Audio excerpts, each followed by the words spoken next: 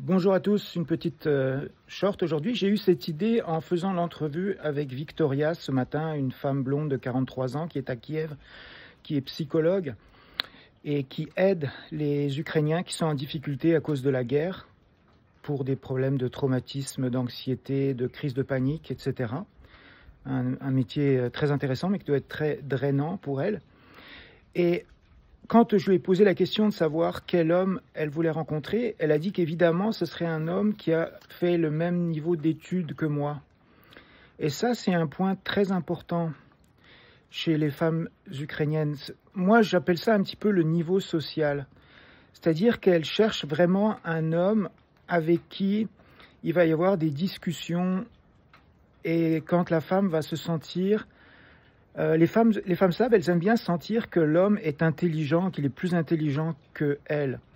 C'est tout à fait bizarre dans les pays féministes de dire des choses comme ça, mais c'est une notion qui est très importante à comprendre. C'est que la femme, elle veut avoir un homme qu'elle admire pour son intelligence, plus encore que pour sa beauté ou même pour son compte en banque. Là, j'en vois qui sont sceptiques, mais c'est vraiment important de le comprendre. Et souvent, à cause de la barrière de la langue, la femme a du mal à évaluer exactement quel est le niveau d'éducation de l'homme.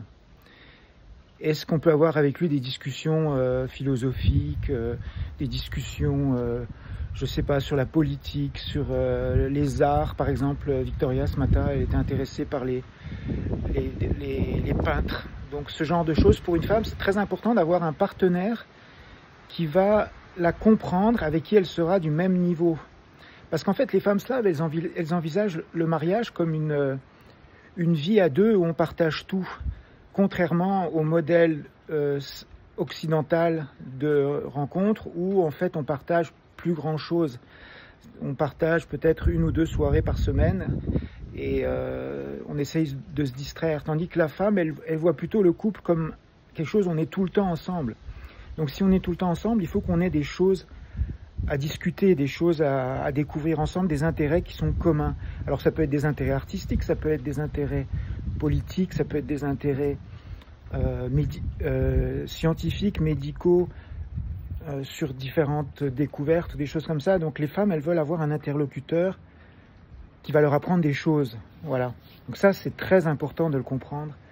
Et ça rend la relation, à mon avis, encore plus riche et encore plus intéressante. Et la femme, elle ne peut pas tomber amoureuse d'un homme juste pour l'aspect sexuel ou l'aspect financier.